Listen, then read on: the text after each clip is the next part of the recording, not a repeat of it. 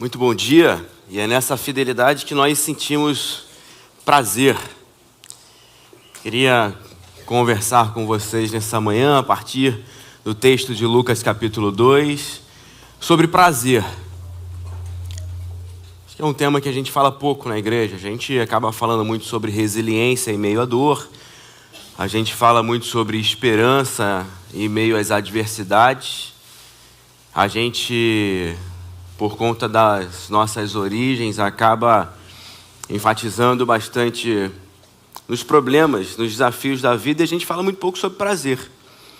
Como durante todas as Escrituras, prazer é algo relevante, importante. E nesse Natal que nós estamos meditando nas boas novas, no Natal de boas novas, numa mensagem de boas novas, no Natal de alegria, da gente olhar aqui para esse encontro dos anjos que anunciam aos pastores a chegada do menino Jesus, eu queria falar sobre prazer. A gente ouviu sobre alegria no último domingo. Hoje eu quero falar sobre prazer, e talvez seja nesse primeiro dia de dezembro, caminhando para o final de 2024, talvez seja algo que você possa pedir ao Senhor. Que você tenha prazer na vida, que você tenha prazer em viver, que você desfrute do prazer de respirar, de viver seus dias, de conviver com a sua família, de conviver no seu trabalho, de conviver na sua escola, na sua faculdade, onde você convive, mas que você conviva com prazer. Um dos textos que foram mencionados aqui, o encontro de Jesus com a mulher samaritana, fala isso: olha, eu vou te encher de um rio que flui. Eu vou, a partir do encontro comigo, fazer da sua vida águas que fluem, uma vida que corre, uma vida que jorra, uma vida que exala, uma vida que desfruta e é desfrutada também. E eu vejo aqui nesse texto que nós estamos meditando nos últimos domingos, alguns paradigmas importantes, algumas aplicações que eu acredito que sejam relevantes para que a gente reflita nisso, para que a gente aguce os nossos sentidos de prazer. Prazer é algo necessário para o ser humano. A gente sente prazer através dos nossos sentidos. Você talvez deguste uma boa rabada hoje, com agrião, ou uma feijoada. Não está lá tão frio quanto o esperado, mas pode ser que você faça isso, ou à noite, no pós-culto, você vai comer uma pizza com os amigos. Então você vai ter prazer no paladar, prazer no ouvido, né? Se for gente boa falando coisa boa, principalmente os botafoguenses hoje, que estão risonhos nessa manhã, depois de tantos anos, né? Os poucos botafoguenses, na verdade, né? Mas isso a gente deixa para lá. A gente sente prazer. Olha, vocês estão rindo aí, alguns vascaínos estão rindo apesar das aflições, né? Difícil. Mas nós sentimos prazer na vida, nós sentimos prazer nas circunstâncias. A gente vê muitos salmistas cantando isso. Um pouco antes desse capítulo 2 de Lucas, nós ouvimos no Cântico de Maria: a minha alma engrandece ao Senhor e o meu espírito se alegra. Maria está exultante, Maria está sentindo prazer na anunciação de ser a agraciada. Nós ouvimos o salmista dizendo que na tua presença há delícias perpetuamente. Existe prazer na Bíblia inteira. E por que a gente dá uma ênfase que os melhores crentes são aqueles que mais sofrem dor? São aqueles que mais lamuriam, mais se arrastam nas tristezas. Quer ver um crente bom, um crente sofrido? Você já pensou um missionário contando testemunho do campo, missionário do seu trabalho, falando assim: olha, deu tudo certo, a gente não sofreu nada, Deus abriu todas as portas e a gente conquistou tudo, bateu todas as metas e aquilo que a gente conseguia, não houve oposição e no final voltamos ainda muito bem. Você não acha que o testemunho é forte, né? A gente precisa da dor, a gente precisa da falta de prazer, a gente precisa da resistência para sentir que tem espiritualidade. A gente foi moldando uma espiritualidade baseada na dor.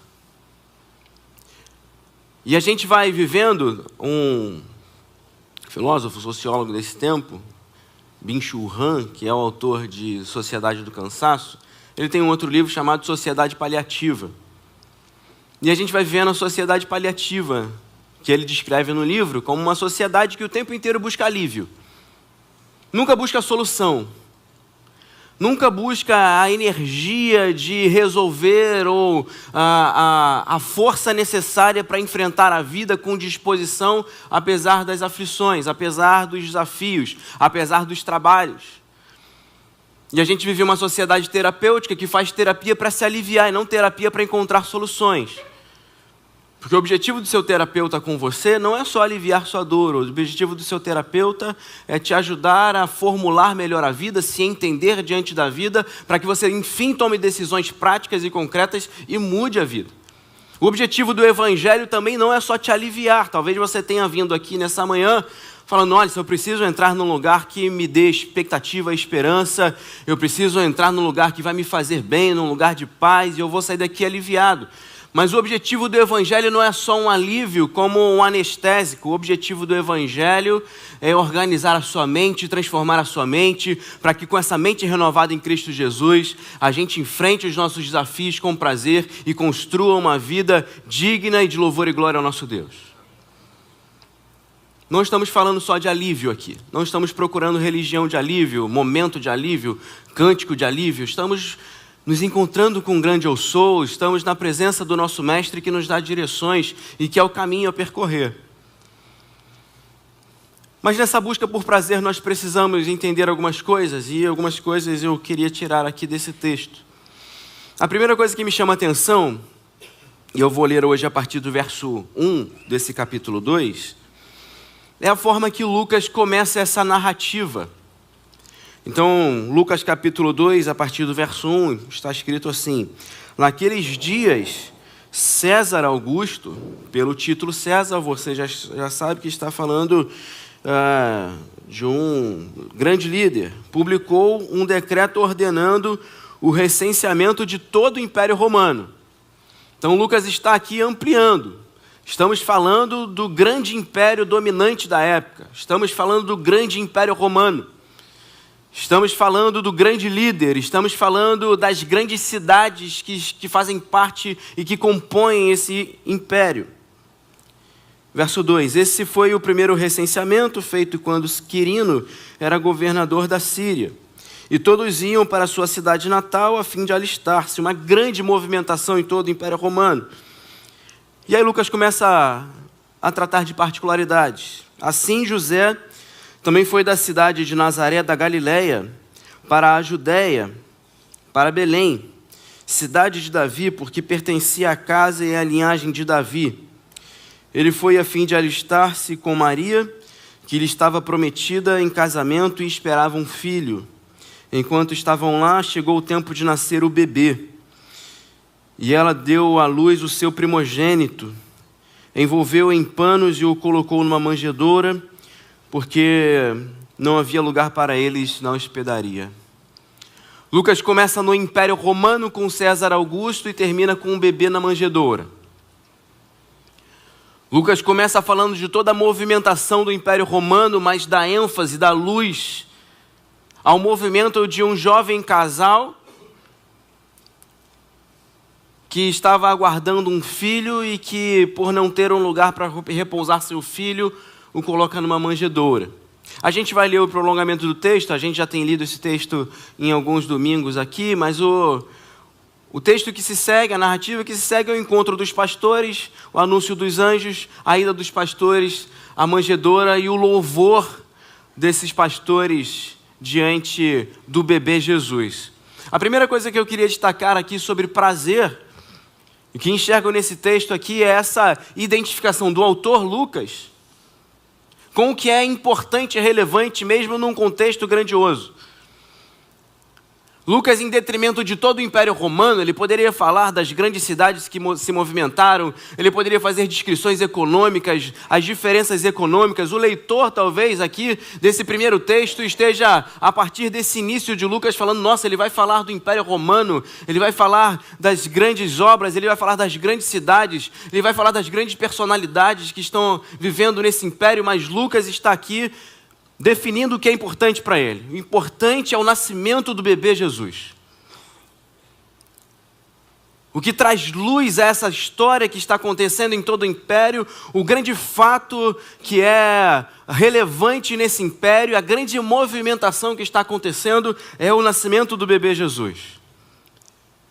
Lucas está relatando diante de todo o império de César Augusto que o que é relevante é um bebê na manjedoura.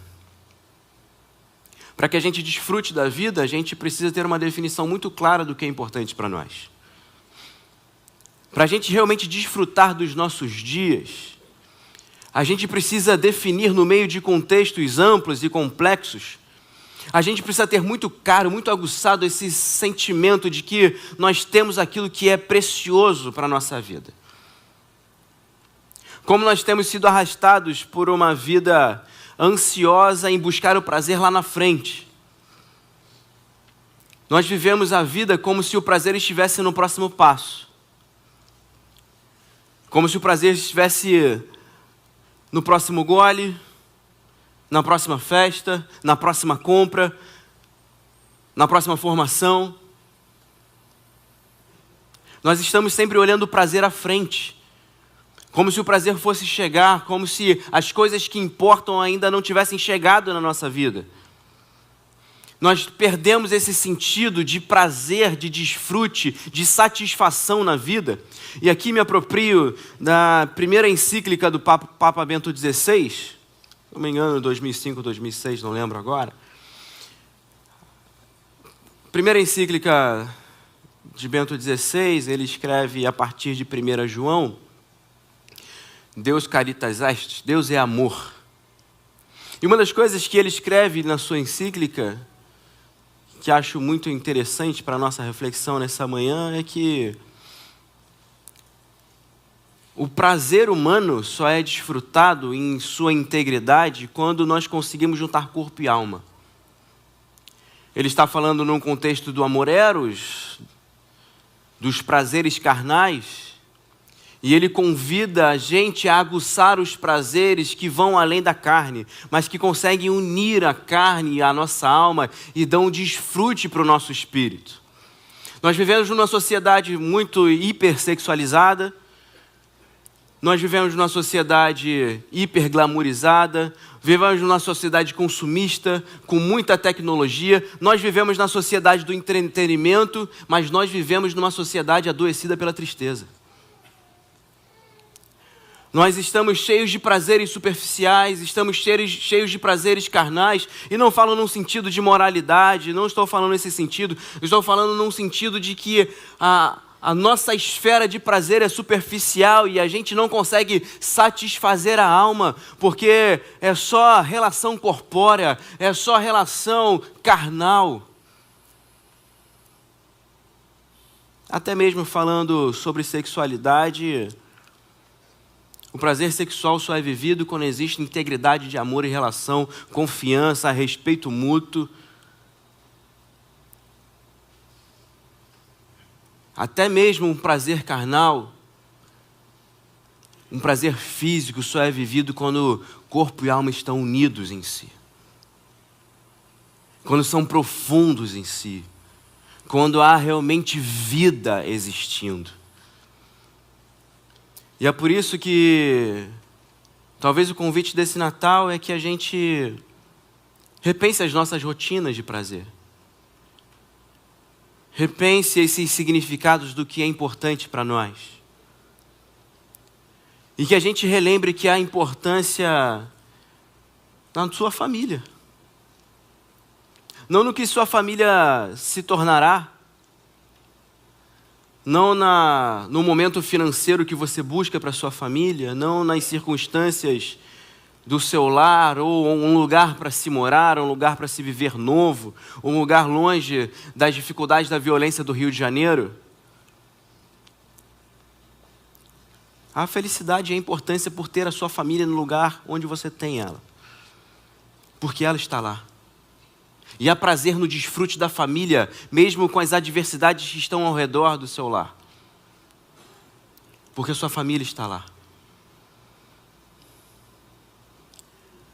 É um tempo em que a gente tem deixado de lado o prazer de estar em comunhão na igreja, em detrimento de outras coisas superficiais. Eu vi essa semana uma palestra de um pastor dizendo que as novas gerações são viciadas em dopamina.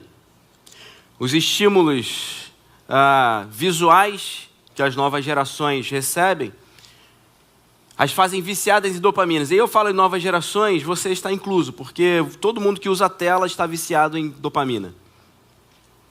Está viciado em pequenas liberações de prazer. É físico. E a gente vai perdendo um sentido de vida comunitária, porque a gente quer vir para um culto que existem disparos de dopamina. E por vezes você sai de um culto, você sentiu arrepio, você sentiu prazer, você ficou efusivo, você chorou, você sorriu, você pulou. E você fez um monte de coisa porque dopamina foi disparada em você, mas você não encontrou com Deus, você não refletiu no Evangelho, você não conheceu mais a palavra, você não abraçou um irmão, você não orou com alguém, você não desfrutou da comunidade, você não desfrutou da palavra, você não desfrutou do que é importante. Porque a gente vive num nível superficial de prazer. E a gente vai buscando igrejas que nos dão isso, a gente vai buscando momentos que nos dão isso. E aí você fala, eu tenho mais prazer com os amigos do trabalho do que com a minha família, é óbvio. Lá o peso de responsabilidade, o peso de ser referência é diferente. Lá as suas incumbências são específicas, há um ambiente ali de uma certa limitação de relacionamentos mais em casa, em que você é referência para o seu filho. Em casa que você obedece seu pai e sua mãe. Em casa que você tem responsabilidades relacionais mais pesadas, mas mais importantes e por isso mais prazerosas. Eu não diminuo o prazer, e a gente tem uma impressão que Lucas quebra. A gente tem uma relação com prazer, com felicidade, com conquista, que a gente acha que é proporcional à grandiosidade dos momentos. Para Lucas, importância está inversamente proporcional ao momento. Se o Império Romano está se movimentando num recenseamento, para Lucas o fato importante é o menor, um bebê na manjedoura. Para Lucas o relevante é um bebê na manjedoura. E para você o que é relevante? Quando você descobrir e você definir para você o que é realmente relevante, importante, e você se der conta que você tem na sua vida, você se encontrará satisfeito. As demais coisas são acrescentadas. Mas você tem sua família. Você tem alguns poucos amigos que você confia. Você tem alguma pouca subsistência que não é tanto quanto outros têm, mas é a sua subsistência. O provérbio diz que é melhor comer pão seco em paz do que ter um banquete atordoado. Você tem o seu pão seco, mas você deita a sua cabeça em paz, sabendo que você tem uma vida digna no Senhor. Agora, se a sociedade trata os grandes eventos como holofote importantes, não permita que esse vício pelo grande, esse vício pela complexidade, te faça um insatisfeito, frustrado com a vida. Você não alcançou um monte de coisa que você queria, eu também não, mas graças a Deus pelo que temos. Aquilo que é importante ficou, as pessoas importantes ficaram, as construções importantes, elas estão sendo feitas e estão na nossa vida. E Lucas chama a atenção disso no Natal. O Natal, apesar de ser o Natal das luzes, Natal dos enfeites, o Natal é um tempo de definir o que é importante para a gente. E sentir prazer, porque temos o importante do nosso lado. Mas a história segue e a gente vê diversos encontros acontecendo. Os pastores encontram com os anjos, depois mais anjos se encontram com os pastores se encontram com a família de Jesus e com o bebê Jesus, e por fim, eles se encontram com outras pessoas que eles vão compartilhando aquilo. Se em primeiro lugar eu queria destacar o prazer como essa definição do importante, eu também preciso destacar o prazer como um encontro com o outro. Mais prazer em ter pessoas do nosso lado e encontrar com pessoas do que uma busca de prazer individual. Ter mais prazer em ver as pessoas sendo alimentadas e retroalimentadas e nos alimentando do que ficar satisfeito porque você está bem, porque as coisas estão boas para você, do que buscar uma satisfação somente individual. Há quanto tempo você não se sente satisfeito pelas conquistas do outro, apesar das suas frustrações momentâneas? Você está encontrando com pessoas que estão prosperando na vida, você está encontrando com pessoas, amigos e irmãos, familiares que estão conseguindo usufruir dos seus bens, estão conseguindo alcançar os seus objetivos, estão vendo um fluir da vida positivo e você está rancoroso, está ansioso, está invejoso. Está incapaz de se alegrar com os que se alegram. Está incapaz de sentir prazer no prazer do outro. E o grande objetivo do Evangelho, eu gosto muito de um dos versos de Romanos 12, que é: prefira dar honra ao outro. Prefira ver o outro honrado, prefira ver o outro reconhecido, prefira ver o outro caminhando na vida. Tenha prazer nisso, desfrute de ver amigos, familiares, filhos, pais se dando bem.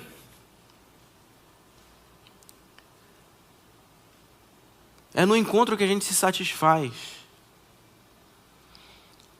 É nos encontros, ou são nos encontros da vida, são nas pessoas que a gente compartilha, são as pessoas que a gente encontra no caminho, que trazem felicidade e prazer na vida. E aqui eu queria destacar uma das parábolas que a gente conhece muito,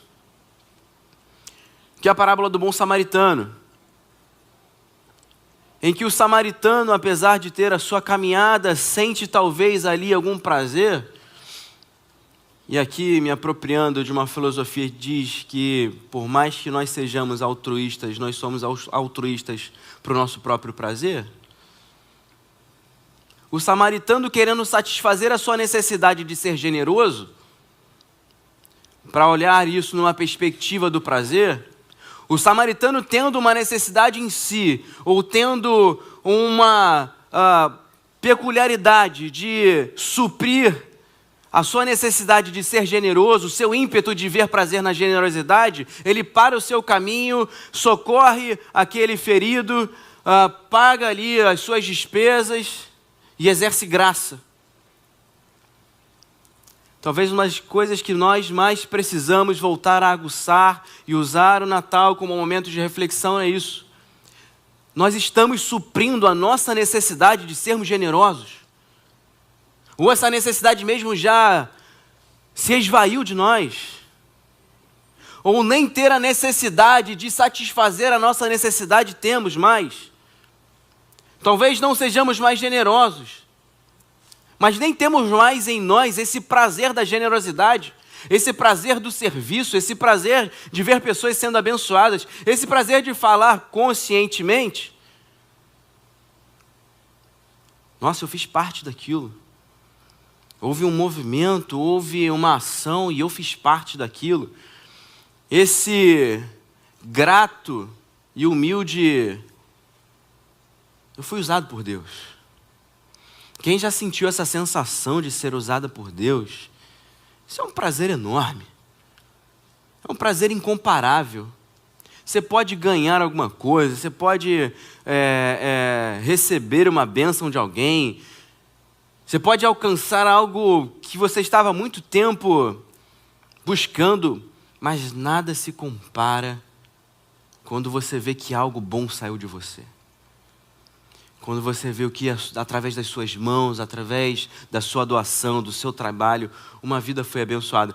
sempre acontece aqui nos testemunhos das nossas ações, dos nossos trabalhos, é que o Arthur sempre fala isso aqui no Noites Serenas, né? A gente vai para abençoar, mas que a gente que é abençoado, porque essa é a sensação de prazer. A sensação de quem serve é essa. Eu fui recompensado pelos céus. Houve uma recompensa celestial no meu coração. Eu fui preenchido por esse prazer. Eu gosto muito do texto de Isaías 53. Isaías 53, 10 começa uma forma muito aflituosa a descrição do servo sofredor. Ao Senhor agradou moê-lo e fazê-lo enfermar. Mas o prolongamento do texto, no verso 11, diz que é em troca da alegria que lhe estava proposta. Jesus enfrenta, o servo sofredor enfrenta essa máquina de moer que é a morte, enfrenta as chagas da crucificação em troca de uma alegria de ver prazer na minha vida e na sua vida redimidas. De nos servir, como ele diz para os seus discípulos, o Filho do Homem não veio para ser servido, mas veio para servir e dar a sua vida em resgate de muitos. Isaías narra isso antes dizendo, olha, ele trocou a alegria dele por uma dor momentânea, porque ele se alegraria com a sua prole, ele se alegraria com o fruto de suas mãos, e ele se alegraria, o que o Isaías está dizendo, que ele se alegraria com a minha e com a sua vida. Jesus está na cruz sofrendo, Jesus está na cruz enfermo, Jesus está na cruz sendo moído, em troca da alegria que lhe estava proposta, como diz o autor aos Hebreus. Em troca de me servir e te servir. Mesmo em meio à maior aflição, Jesus faz isso ou ver isso como um prazer, um desfrute do seu ministério. É assim que João narra em João 17, verso 1, quando Jesus está ali iniciando a sua oração sacerdotal e Jesus exclama, Pai, chegou a hora. A hora mais esperada por Jesus foi a hora da crucificação. Jesus não exclama, chegou a hora, quando ele está curando coxos, quando ele está encerrando sangues que se derramam. Jesus não está exultante quando ele ordena o vento e o mar se acalmarem. Jesus está desfrutando do seu ministério, mesmo que chorasse lágrimas posteriores. Jesus está falando, Pai, chegou a hora do grande prazer do meu ministério. Eu vou doar a vida por essa gente. Eu vou demonstrar o seu grande amor por essa gente. O seu amor vai ser provado e eu vou desfrutar desse prazer do amor. E eu vou me encontrar com eles. Existe um desafio para o seu Natal ser feliz. Um desafio para o seu Natal ser prazeroso. Que você veja prazer no encontro. Mas eu queria finalizar essa mensagem. É que o anúncio do anjo para esses pastores, ele tem um conteúdo. O texto diz, e aconteceu que um anjo do Senhor apareceu-lhes, e a glória do Senhor resplandeceu ao redor deles, e ficaram aterrorizados. Verso 10, mas o anjo lhes disse, não tenham medo, estou lhes trazendo boas novas de grande alegria, que são para todo o povo. Hoje, na cidade de Davi, lhes nasceu o Salvador, que é Cristo o Senhor. E por fim, eu queria falar de prazer como espera. De prazer não como conquista momentânea, não como desfrute momentâneo, mas prazer como espera. Prazer como um olhar para frente, como uma forma de encarar a vida. O anjo está anunciando aqui uma expectativa do povo judeu milenar. A vinda do grande Messias. O povo judeu esperava o Messias há muitos anos. E finalmente para esses pastores, a chegada do Messias está sendo anunciada. Eles estão tendo a oportunidade, o desfrute de viver aquilo que esperavam há muito tempo. Aquilo que os seus antepassados esperavam, aquilo que os primeiros esperavam. Eles estão sendo agraciados por desfrutar de uma espera. Mas o grande fato é que esperaram. Estão exultantes no bebê e conseguem enxergar a glória do bebê, veem o bebê como uma grande alegria e dão saltos de alegria quando encontram um bebê, porque existia uma espera por esse bebê. Quem já esperou um bebê aqui sabe como é isso. Quem já passou pelas aflições de esperar um bebê? Quem já passou pelas aflições de esperar um processo judicial finalizar? Quem já passou pelo processo ou está passando pelo processo de esperar uma porta de emprego? Quem está passando pelo processo de esperar o resultado do Enem? Quem está passando pelo processo de esperar o Enem dos concursos? Está passando por esse momento de espera, de uma expectativa de que as coisas virão e que serão positivas. Mas a gente acaba usando essa espera prazerosa somente para alvos momentâneos. Quando a gente está passando por processos na vida e a gente está passando por tratamentos na vida e a gente espera que esses tratamentos deem certo. Mas por que não esperar que a vida seja boa? Por que não, ao invés de olhar para a vida com os seus pesares, por que ao invés de olhar para a vida a partir das páginas policiais do Rio de Janeiro e dizer que nada mais tem jeito, por que a gente não olha a vida como uma espera boa? Por que a gente não espera que a segunda-feira, quando a gente vai para o trabalho, seja uma segunda-feira boa? Não com superficialidade, não com ignorância de que existem realidades cruéis ao nosso redor, mas quando a gente tem expectativa, a gente se prepara para fazer parte das soluções. Porque quando a gente desiste, quando a gente desanima, quando a gente se decepciona, quando para a gente nada mais muda, quando não tem mais solução, o que a gente faz é se encapsular na negatividade e falar assim, eu não faço mais nada também porque nada tem jeito. Eu não espero mais nada da igreja, eu não espero mais nada da família, eu não espero mais nada do trabalho e eu vou fazer somente a minha partezinha aqui que me cabe porque nada mais tem jeito e a gente não se esforça em olhar para frente com expectativa de fazer coisas melhores, de fazer coisas novas, coisas mais profundas. A gente não espera que a vida seja renovada a partir de novos cursos, de novas possibilidades, de novos encontros, porque simplesmente a gente se encapsulou numa negatividade em que a vida não muda mais. E o que Natal está me dizendo a partir desse encontro com os anjos, e há tanto tempo o povo de Israel, pelo menos nos registros aqui, há tanto tempo o povo de Israel não tinha um profeta, os dias de Abraão, Isaac e Jacó tinham passado, o Império Romano dominava, mas eles tinham uma esperança, mesmo que mínima, no seu coração, de que o Messias viria. E essa talvez seja um alerta para a gente, como crente, ou para você que quer se encontrar com Deus nessa manhã. O salmista diz, assim como a corça anseia pelas águas, assim como um animal está sedendo em encontrar um lugar para satisfazer a sua sede, assim eu anseio por ti, Senhor. Assim eu quero encontrar e ser inundado ainda mais por você. Assim eu quero mais ter da tua presença na minha vida. E nós somos pessoas apáticas, porque não esperamos mais da presença de Deus. Não mergulhamos mais na presença de Deus. Nós como batistas acreditamos na presença, no batismo com o Espírito Santo, assim como quando entregamos o nosso coração ao Senhor. Nós não acreditamos num segundo batismo, num batismo posterior. Entregamos o nosso coração a Jesus e temos o selo do Espírito e a habitação do Espírito no nosso coração. E somos preenchidos na plenitude do Espírito. E somos convidados por Paulo em Gálatas capítulo 5. Se vocês receberam vida, se vocês vivem pelo Espírito, se vocês, como Paulo diz à igreja de Éfeso, se vocês antes estavam mortos em seus delitos e pecados, mas agora Ele vos deu vida com Cristo Jesus, andem também pelo Espírito, esperem no Espírito, caminhem no Espírito, desfrutem do Espírito e olhem para a vida a partir dessa vida do Espírito, esperem coisas novas, pois o Espírito está derramado em vocês. Não existe prazer sem expectativa, gente.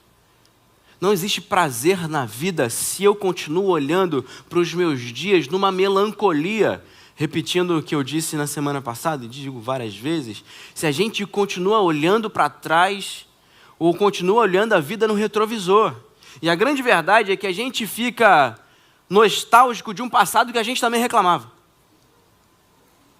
A gente olha para trás dizendo, olha, no passado que era bom, mas lá no passado, a gente também reclamava. A gente também lamuriava. A gente também via as podridões. Porque a gente tem sempre olhando como se o prazer fosse só um vislumbre da minha vida. Eu queria te convidar a ter prazer na vida. É claro que a gente não é ingênuo. A gente não é ingênuo. Você talvez esteja enfrentando uma doença. Você talvez esteja enfrentando uma grande decepção relacional. Você talvez esteja enfrentando dias muito difíceis. Mas é por isso que eu comecei dizendo, não é sobre somente o prazer do corpo, o prazer superficial, mas é agora que o Espírito de Deus está tocando o seu coração e está te lembrando, olha, na minha presença, a plenitude de alegria. Na minha presença há um transbordar do fluir da minha graça. Na minha presença há alívio para a alma que impacta o corpo e regenera a vida e regenera a existência. E dá um prazer que nada nesse mundo pode dar. Na presença do Senhor a gente vai sendo renovado por dentro. E a nossa visão vai sendo renovada, vai sendo ampliada, vai sendo aberta. E a gente consegue começar a identificar aquilo que é importante para nós. E nós damos graças a Deus. Senhor, muito obrigado porque eu estou enfrentando isso, mas eu tenho bons amigos, eu tenho a minha família, eu tenho a minha igreja, eu tenho pessoas aqui. Eu tenho ainda, mesmo que fragilizada, a minha saúde que pode louvar o Teu nome. Eu sei o que é importante e eu tenho na Tua presença. Senhor, por mais que eu esteja passando por essas dificuldades, eu tenho encontrado pessoas que me alimentam, que me suportam. Eu tenho encontrado pessoas que aliviam e me animam e me dão motivos para prosseguir.